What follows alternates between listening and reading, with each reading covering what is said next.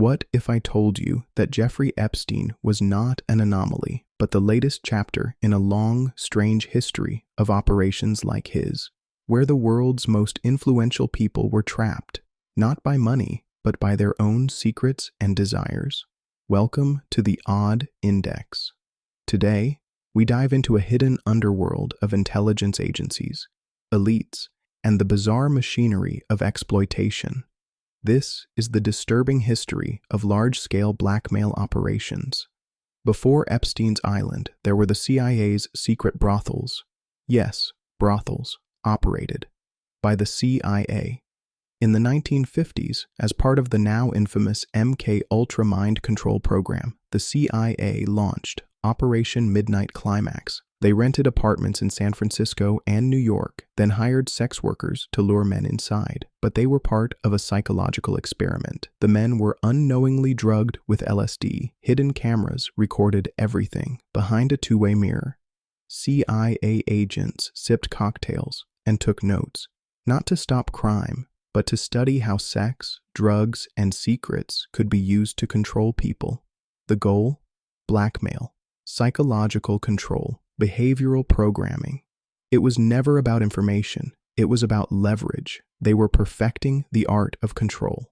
Fast forward to the 1970s. Enter Roy Cohn, a man who was everywhere and nowhere. Cohn was a power broker, lawyer, and fixer. He worked for Senator McCarthy during the Red Scare, defended mafia bosses, and mentored a young Donald Trump. But behind the scenes, he reportedly ran parties. Not just any parties, gatherings in Manhattan and Washington, where politicians and businessmen were allegedly invited to indulge their darkest desires. The rumor that underage boys were trafficked to these events and everything was filmed, photos, videos, documents, all allegedly stored away to be used when needed as leverage. Was Roy Cohn acting alone, or was he part of something larger, connected to federal intelligence agencies? Nobody knows. But one thing's for sure. Nobody touched him. Not the FBI, not the press, not the courts.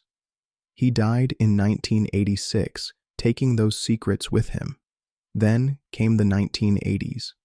In Washington, D.C., Republican lobbyist Craig Spence was throwing wild after-hours parties for the elite. He bragged about midnight tours of the White House, and then it all exploded. In 1989, a story broke. Spence had used underage boys, some of whom were allegedly brought to government buildings. He claimed he had CIA protection. His home? Filled with hidden cameras. Rumors spread that Spence was collecting dirt, compromising footage of the powerful used as leverage.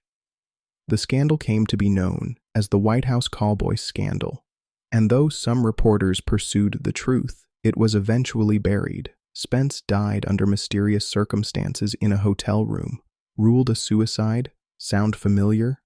No one was ever fully held accountable. And then, Jeffrey Epstein, a financier with few known clients, a private island, and connections to presidents, princes, and scientists. Epstein was arrested in 2008 for soliciting a minor. He got a slap on the wrist. He continued for years. In 2019, he was arrested again, this time for trafficking dozens of underage girls. But it wasn't just abuse, it was a system. Private jets, cameras, secret files, guest logs. Ghislaine Maxwell helped procure the girls. Famous names appeared in the flight records, or so we were all told at the time. Theories exploded. Was he working with Mossad? The CIA, his death in prison, ruled a suicide, did nothing to calm the storm. And the current story about there being no client list isn't something anyone really believes. So, what do we make of it all? From CIA brothels to royal scandals to private islands. There's a disturbing pattern. Use sex to compromise. Use secrets to control.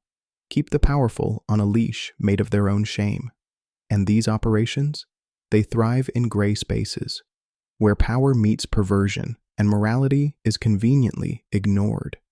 Maybe Epstein was just the most visible, the slickest, most careless, most arrogant cog in a very old machine.